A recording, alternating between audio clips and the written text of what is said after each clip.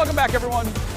Well, as we've been saying, normally we'd be getting ready for the state fair, but that's not, this year it's not going to happen. So instead, we're talking virtually with some of our state fair favorites. One of them is joining us right now, here with some of her favorite Minnesota wines paired with food on a stick.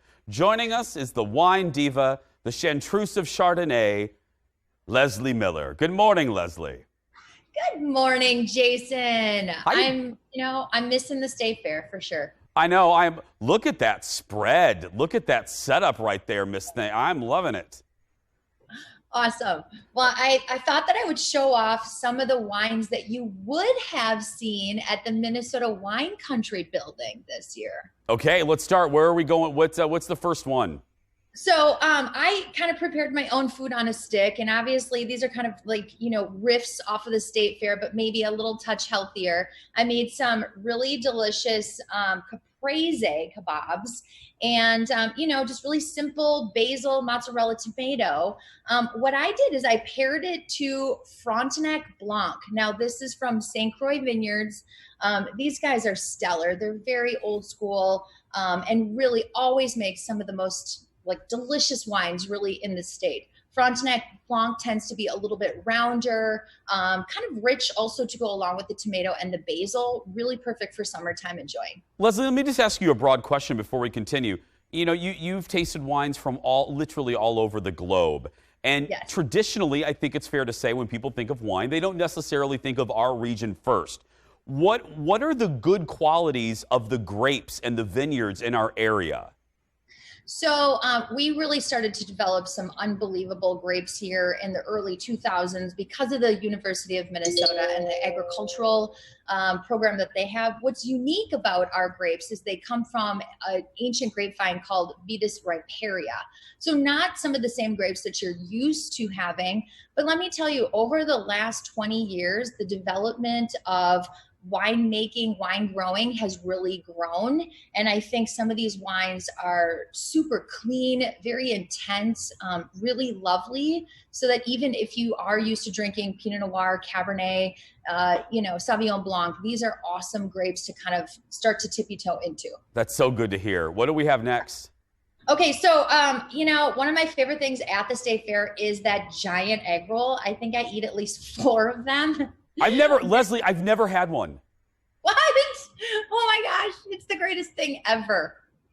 It's so delicious. Okay. I can never stop eating it. But I made my own, and I love the white grape La Crescent.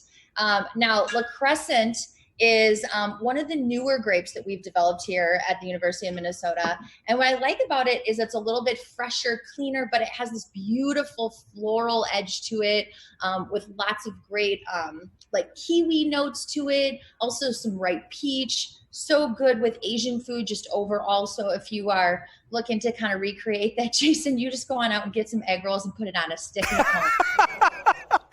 I'll do it. Leslee and I live right by each other. I'm just going to come over to your house and get some egg rolls and do it tonight. I'll run them over. Knock, knock, knock. Here for my egg rolls, Leslee. I got it. A couple of other things that I love to do on the grill. I made some apple, sausages here that I grilled up and put together on a stick with some great sauteed peppers. There are some beautiful red grapes in our state as well. We have Frontenac, we have Marquette. For me, I'm constantly talking about Parley Lake. Steve Zeller, the owner, they're doing actually a really big construction project out there right now. So you need to go out there this fall and really see all these wineries. But their Marquette, I think, is probably one of the best in the state. If you like something like Cabernet, it has that big kind of toothsome sort of peppery edge that would go with something like sausages on the grill. I was just going to ask you I like a good cab. What's a really good cabish thing? That would be it? Yes, Marquette. Marquette. Absolutely. Yes. Okay. What's next? Cannon River, they've always been a star at the state fair as well. And they have such cute labels, of course. The Go-Go Red has always been popular each year. This is a little grape called Sabravois. This is something actually that was developed by a gentleman by the name of Elmer Swenson. And this is really cool because you can see the color's a little bit lighter. So if you are doing like turkey burgers or something like that on the grill, it's really fresh, like cherry popping, bright fruit that actually I enjoy a little bit chilled as well. Is it sweet? No, it's dry. It actually has a really crisp, clean finish.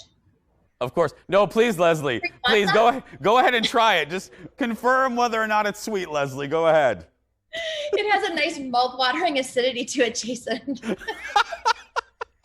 I bet it does. I bet it does. Hey, now we have how many more do we have, Leslie? Just one. Okay, let's save that for right after the break. But I want to point out we were just talking about Fred Armisen was talking about the only good thing about Zoom calls, Zoom interviews like this is the fact that you see where people live, and if people are noticing that Leslie has that beautiful wine cabinet right over there. Let's take a full shot of it, Leo. Leslie, give me your best guess. How much wine are you keeping in that thing right now? I probably don't have that many. I have another couple thousand bottles over in storage. I'm sorry, Leslie. We have a bad connection. Did you say 1,000 bottles? I'm sorry, 1,000 bottles in storage?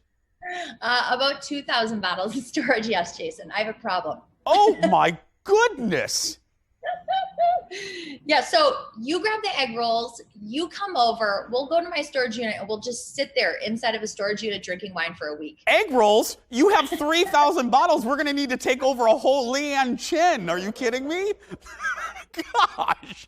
Okay, Leslie has one more recommendation plus some wine questions for the fall. Stay with us. We're going to take a break. We'll be back right after these words. 3,000 bottles she has.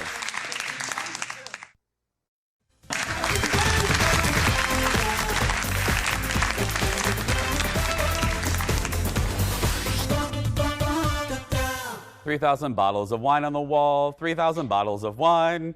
And anyway, we're back with wine diva Leslee Miller. Leslie, before we get to your final recommendation there, I wanted to ask you, you know this better than most. No industry has really been inoculated from the effects of COVID. How are the wineries doing in Minnesota? I think that they're, reopening, and so they're doing it at a very safe distance. You can still go out to these wonderful wineries. We have almost 80 wineries in the state, Jason. There's such an amazing scene out there. Waconia, by the way, that's where Parley Lake, is. It is, as Steph March says, liquid lake out there. There's so much to enjoy just in general. But please get out there and see these guys. Of course, everybody's drinking more these days, but certainly there's a lot of really beautiful outdoor venues that you can go to for these Minnesota wineries and enjoy the wine safely. I'm so glad that you said this because it's funny. I had dinner with people remember if they watch the show Intern Q, and Q was kind of bemoaning the fact that we don't have a lot of wine bars in the area, but we actually do. The little wineries. Do we have any? I think of Bev's downtown, but is there another great spot that you love for wine?